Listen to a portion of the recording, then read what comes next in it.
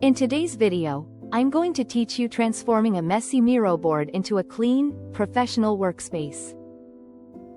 Before we get started, make sure to hit like, subscribe, and turn on the notification bell so you never miss a new tutorial. If you find this video helpful, don't forget to drop a comment below. I'd love to hear your thoughts and questions. We'll start by taming the chaos so you can actually see what you have. Begin by selecting clusters of scattered sticky notes. Use the lasso tool to draw around areas you want to clean up, or press CMD+A on Mac or Ctrl+A on Windows to grab everything at once. With your selection active, look for the small layout icon with 4 dots in the context menu. Click it to trigger Auto Layout or Smart Align. Miro will instantly arrange your notes into a tidy grid or stack with consistent spacing, which makes scanning and sorting much easier. If you used lots of colors during brainstorming, open the filter and select Notes by color. Assign clear meaning to each color, like pink for risks and green for ideas, so everyone understands what they're looking at. If you're sitting on hundreds of notes, use Miro Assist to cluster by theme or summarize the main ideas.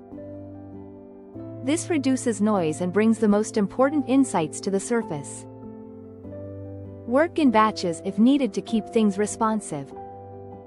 Now that the content is tidy, it's time to structure it for navigation. Frames are your best friend here. Press F to draw a frame around each section of related information, treating frames like slides in a presentation.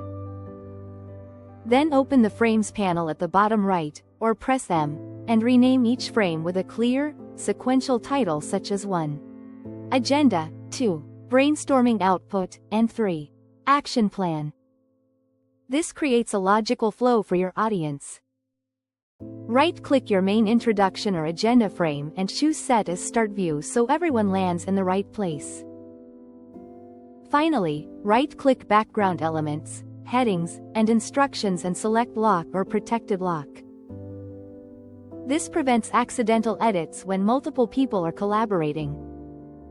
To polish the board, focus on clean design and visual hierarchy. Keep fonts consistent and only change text size to indicate importance, bigger for titles, smaller for details. Add a few simple icons or emojis to provide quick cues without adding heavy text. Remove stray comments or duplicate content, ensure good color contrast for readability, and limit your palette so the board doesn't feel busy. Design at 100% zoom to verify that everything is legible and proportioned correctly. If it's hard to read at that level, adjust size or spacing. Follow these steps, and your sprawling board becomes a professional, easy-to-navigate workspace that your whole team can use with confidence. If this tutorial helped you, give the video a thumbs up and share it with someone who might need it. Don't forget to subscribe for more productivity tips and Notion tutorials. Thanks for watching, and I'll see you in the next one.